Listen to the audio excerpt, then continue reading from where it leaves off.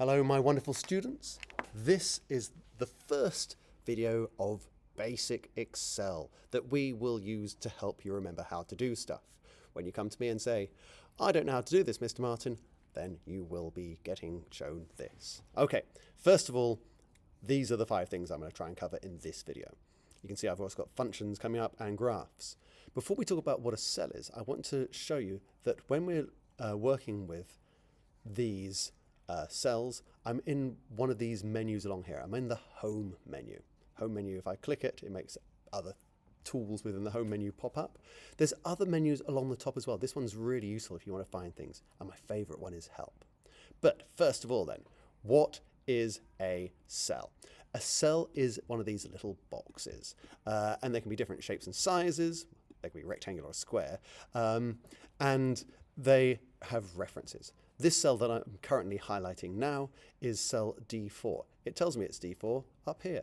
The one where it says what is a cell is actually A1. It even tells me what's in size A1. Here's my formula bar, my function, and it says that's what is written in it.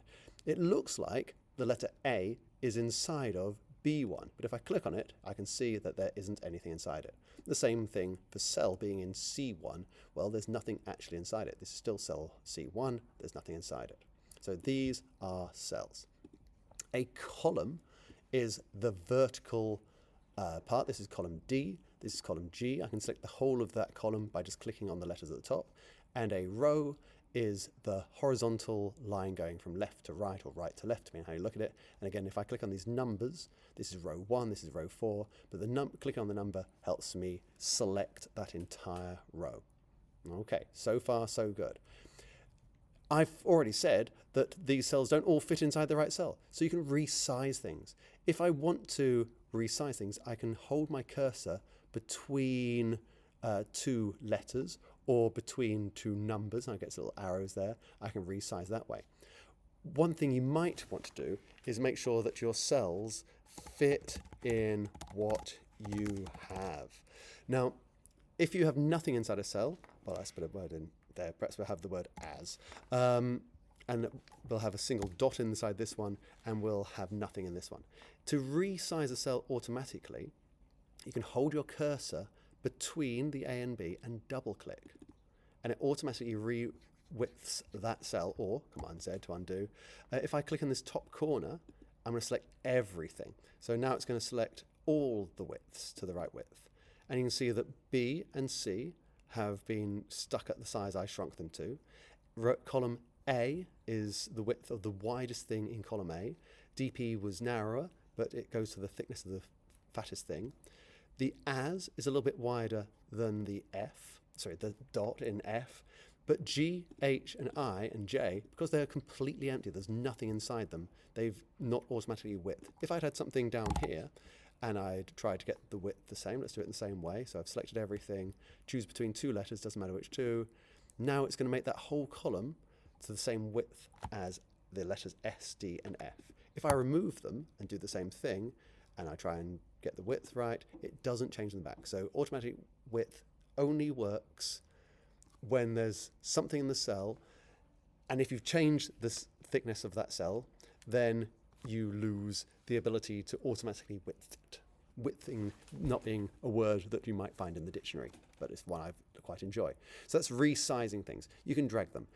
Drag in there. You can also do the automatic resizing on these ones. If you have a couple of rows of text, for example, you might want to be able to resize to their size. Yeah, that's right.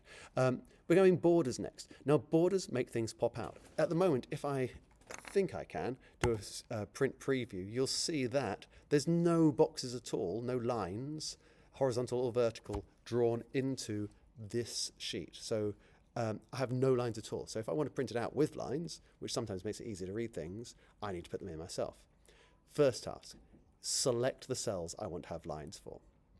You do that, you click and you hold and move to the side. There we go, I've selected my stuff. You can also, if you click on the first cell, hold down the Shift key and go downwards and then go sideways. You can select your cells that way. Or if you're feeling extra fancy, you can select whilst holding down the Command key on a Mac or Control key on a Windows computer and select just the cells that you're interested in doing. But right now, I actually want to have all of these cells because I want to put them all inside some borders. In the home menu, borders are represented just here. It says at the moment it's for no borders. That's the last thing I did. If I choose the drop-down menu, I've got a whole range of different options. I'm going to go for all borders now. So here's my all borders. Pretty cool, huh? Now when I try to print things out, Command P, there's my borders are drawn in. Let's cancel that.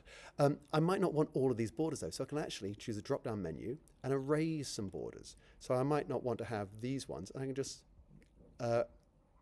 draw a line to get rid of them. Get rid of that one, and that one as well. It still looks like there's a grey border there, but there is not. You can also change the style of your line. So maybe you want to have a double line or a dotted line or a thicker line.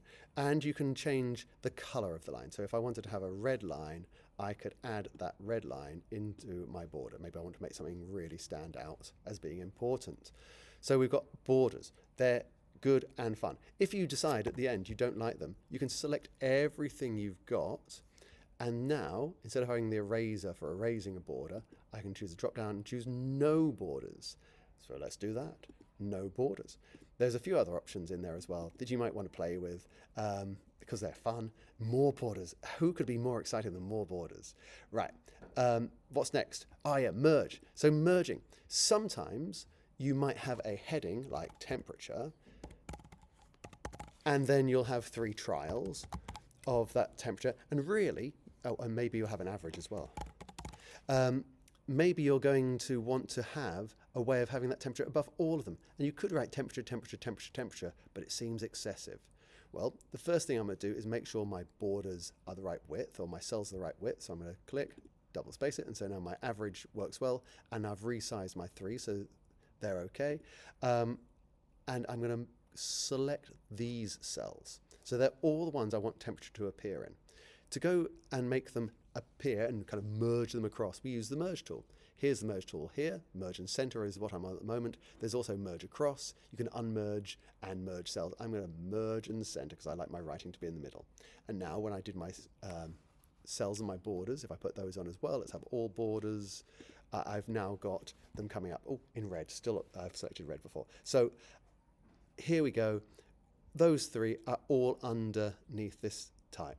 The problem occurs now, though. If I try and select temperature and 1, I can't. I can select 2, but if I select temperature, I'm now selecting the whole lot. So bear that in mind when you're using a merge tool. It sometimes causes problems later on. Lastly, DP.